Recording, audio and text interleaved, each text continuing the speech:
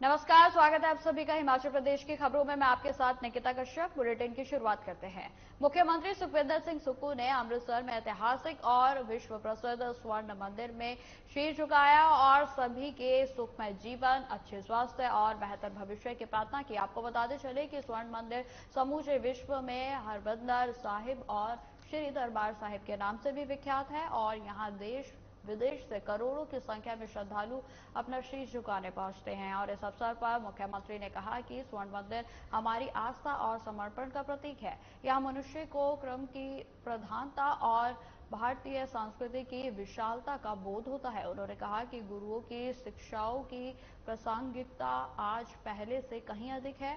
हम सभी गुरुओं के दिखाए मार्ग पर चलकर जीवन के वास्तविक लक्ष्य को प्राप्त कर सकते हैं।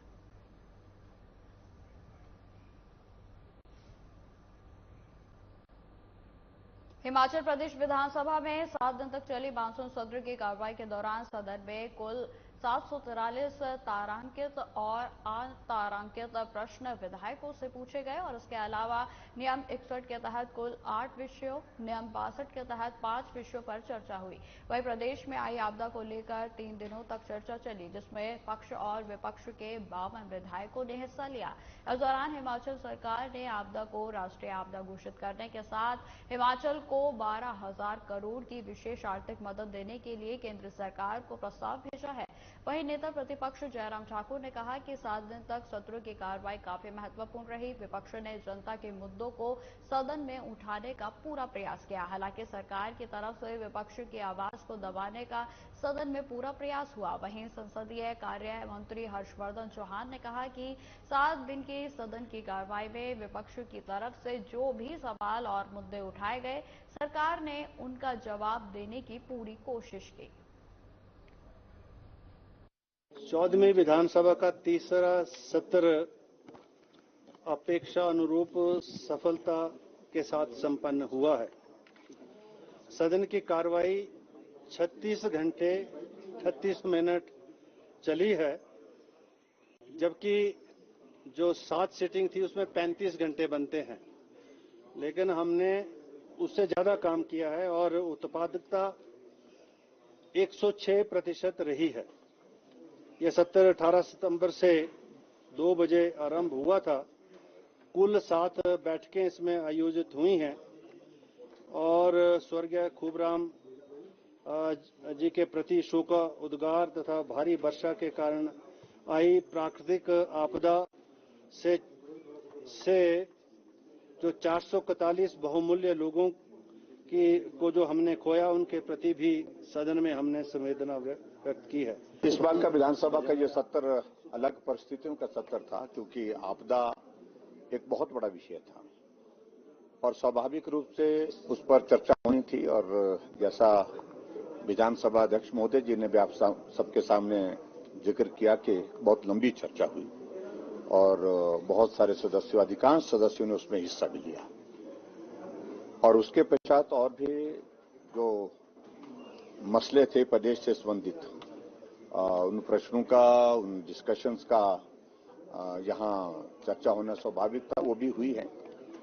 लेकिन उसके बावजूद भी बहुत सारे मामले ऐसे थे जो विपक्ष की ओर से नोटिस दिए थे। शायद समय की कमी एक कारण रहा होगा, लेकिन उन पर चर्चा नहीं हो पाई। आज विधानसभा का हमारा जो मानसून अधिवेशन है वो बहुत शांतिपूर्ण तरीके से जो है वो आज जो है वो समाप्त हुआ है, जिसमें 7 सीटिंग्स थी, हमारी 7 सीटिंग्स थी उस मानसून सेशन की, जिसमें से कि 3 दिन जो है हमारे जो है वो हिमाचल प्रदेश में जो आपदा आई है उस पर जो सरकार का नियम 102 के तहत रेजोल्यूशन था, उस पर 3 दिन लगातार चर्चा हुई है। इसके अलावा बहुत सारे इश्यूज इस माननीय सदन में चर्चा हुई है, जिसमें से इस प्रदेश की जो वित्तीय स्थिति है उसके बारे में भी श्वेत पत्र जो है वो सदन की पटल पर रखा गया है। केंद्रीय मंत्री अनुराग ठाकुर ने शिमला रोजगार मेले में चयनित 110 अभ्यर्थियों को नियुक्ति पत्र बांटे और इसके साथ ही मंत्री ने समाज में बदलाव के लिए कार्य करने का आह्वान केंद्र सरकार की एक साल में 10 लाख युवाओं को नौकरी देने के लक्ष्य के तहत आज देश भर के 51,000 युवाओं को 45 स्थानों में केंद्रीय मंत्रियों ने नियुक्ति पत्र वितरित किए। वहीं आपको बताते चले कि केंद्रीय मंत्री अनुराग ठाकुर ने कहा कि केंद्र सरकार देश के युवाओं को रोजगार देने के लिए प्रतिबद्ध है और एक साल में 10 युवाओं को नौकरी देने का केंद्र सरकार ने लक्ष्य रखा है। वहीं आपको बताते चले कि उन्होंने कहा कि केंद्र की पारदर्शी सरकार ने भ्रष्टाचार से मुक्ति दिलाई है, नौकरियों में भी भ्रष्टाचार को खत्म किया है।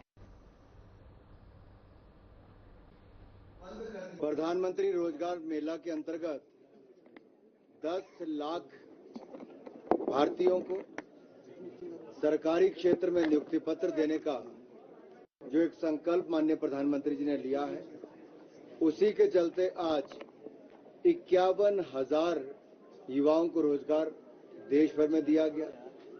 46 स्थानों पर इस कार्यक्रम का आयोजन किया गया और आज मैं हिमाचल प्रदेश की राजधानी शिमला में, जहां 700 लोगों को नियुक्ति हुई है, जिनमें से 600 पोस्टल डिपार्टमेंट से हैं और बाकी कोई बैंक में तो कोई सीआरआई में, सेंट्रल रिसर्च इंस्टीट्यूट, इसमें है। तो ये अपने आप में दिखता है कि कैसे मोदी सरकार ने सरकारी क्षेत्र में रोजगार की अपार संभावनाएं खड़ी की हैं। शिमला में बीजेपी मंडल ने स्वच्छता अभियान कार्यक्रम आयोजित किया और जिसमें बीजेपी प्रदेश प्रभारी अविनाश राय खन्ना ने विशिष्ट अतिथि के रूप में हिस्सा लिया।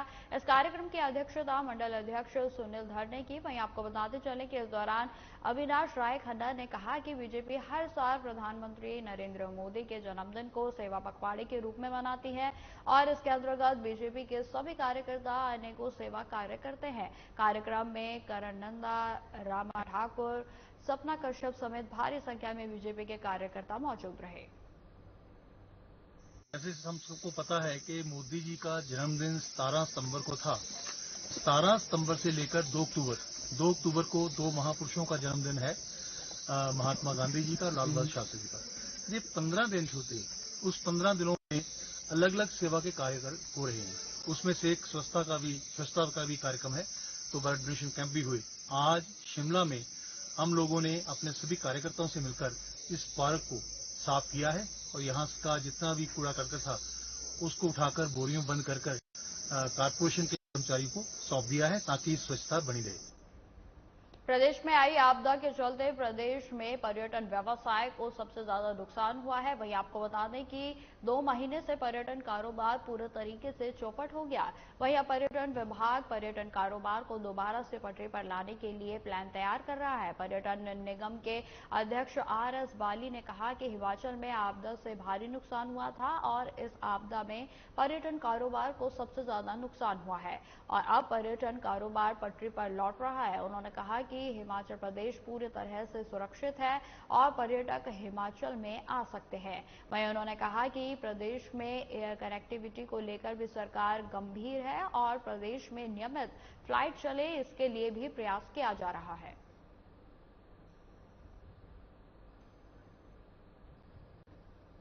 पूरे हिमाचल में हम टूरिज्म के ऊपर फेस्टिवल कराएं, कॉलेजेस में फेस्टिवल कराएं, हर जिले के अंदर फेस्टिवल कराएं और जो सबसे पहले जो टूरिस्ट डेस्टिनेशन है जैसे मनाली है, डलहौजी है, धर्मशाला है, कसौली है और हमारी टूरिस्ट डेस्टिनेशन तो सारी है क्योंकि कई हिल टूरिज्म पे है और कोई टेम्पल टूरिज्म पे है। तो मैंने कहा हर जगह कोई ना कोई फेस्टिवल कराया जाए और अभी हम आपको प्लान थोड़े दिन में हमारे डायरेक्टर साहब आपको प्लान दे देंगे। आज की मुख्य खबर जो है वो ये है कि टूरिज्म पूरे हिमाचल प्रदेश में प्रत्येक जिले में टूरिज्म फेस्टिवल कराने जा रहा है। स्वच्छता मिशन के तहत देश भर में जागरूकता के लिए अनेक कार्यक्रम चलाए जा रहे हैं और इसी कड़ी में हर साल स्वच्छता सर्वेक्षण भी किया जाता है, जिसमें निर्धारित स्वच्छता मापदंडों पर निष्पक्ष एजेंसी सर्वेक्षण करती है और चयनित पंचायतों को पुरस्कृत भी किया जाता है। और इसी कड़ी में सिरमौर जिले को ग्रामीणों का स्वच्छता सर्वेक्षण 2023 के तहत कार्यक्रम का आयोजन किया गया और जिसमें नाहन के चयनित पंचायत के प्रतिनिधियों को सिरमौर उपायुक्त सुमित खिमटा ने स्मृति चिन्ह और प्रशस्ति पत्र देकर पुरस्कृत किया। और वहीं सुमित खिमचा ने बताया कि केंद्र सरकार और प्रदेश सरकार स्वच्छता को लेकर विशेष प्रयास कर रही है और उसी के तहत स्वच्छता जागरूकता अभियान भी चलाए जा रहे हैं। पर अभी देखा कि हमारा जो स्वच्छ सर्वेक्षण ग्रामीण 2023 है, इसमें हर ब्लॉक से और जिला स्तर से एक एक पंचायत को, एक डिस्ट्रिक्ट लेवल पे और हर ब्लॉक लेवल पे जो पंचायतें फर्स्ट आई हैं उनको आज यहाँ पर पुरस्कृत किया गया।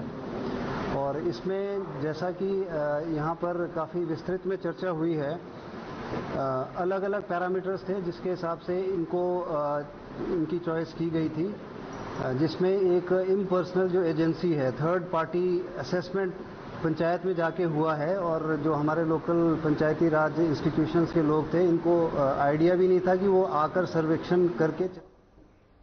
अब खबर बिलासपुर से है, जहां किरतपुर मनाली 4 लेन सुरंग में हादसे के बाद मजदूर हड़ताल पर बैठ गए हैं। आपको बता दें कि बीते कल शाम को चंडीगढ़ मनाली 4 लेन पर सुरंग नंबर 1 में मलबा गिरने से मजदूर की मौत हो गई थी और जिसमें एक मजदूर घायल भी हो गया था। और इसी को लेकर मजदूरों ने सुरंग नंबर 1 का काम रोककर हड़ताल शुरू कर दी है। मिली जानकारी के अनुसार जिस नेपाली मजदूर की मौत हुई है उसके क्षेत्र के मजदूरों का कहना है कि यहां पर तेजी से काम करवाया जाता है और सेफ्टी बिल्कुल भी नहीं है। मजदूरों का कहना है कि जब तक कंपनी सेफ्टी का पूरा बंदोबस्त नहीं करती है तब तक काम शुरू नहीं किया जाएगा।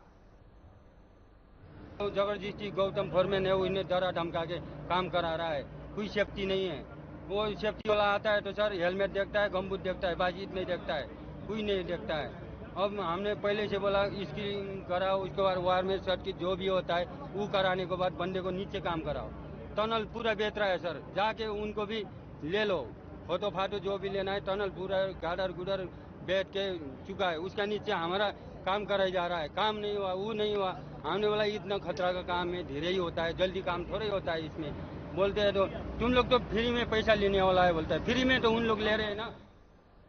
हिमाचल प्रदेश में आई अप्रत्याशित आपदा के बाद विश्व धरोहर कालका शिमला पर एक बार फिर से रौनक लौट आई है। आपको बता दें कि कालका से तारा देवी तक रेल सेवा बहाल हो गई है। वहीं अक्टूबर महीने के पहले सप्ताह तक शिमला तक बहाल होने की भी संभावना है। वहीं हमारे संवाददाता से बात करते हुए railway station master Dinesh Chandra Sharma ने बताया कि रेल सेवा तारा देवी तक शुरू हो गई है। उन्होंने बताया कि अक्टूबर के पहले सप्ताह तक शिमला तक रेल सेवा बहाल होने की संभावना है। 70 दिन बाद जो है वो ट्रेन हमारी कालका से तारा देवी तक गई है और तारा देवी से वापसी जाएगी, जिसके टाइमिंग कालका से एक ट्रेन का है मॉर्निंग में 4 बजे और दूसरी ट्रेन चलेगी 12:15 से। वही ट्रेन वापसी में तारा देवी से चलेगी 11 बजे और लास्ट ट्रेन चलेगी वहां से लगभग 6:40 पे। जो हमारे यहाँ अप में गाड़ी जो तारा देवी के लिए गाड़ी गई वो सुबह आती है 6:40 पे और दूसरी गाड़ी आएगी यहाँ पे शाम को 2:35 पे। कालका जाने के लिए ट्रेन हमारी जाएगी 12:55 पे दोपहर में और लास्ट ट्रेन 8:33 पे, उसका टाइम रखा गया है। तो फिलहाल इस बुलेटिन में इतना ही। खबरों की और भी जानकारी के लिए बने रहे हमारे साथ। नमस्कार।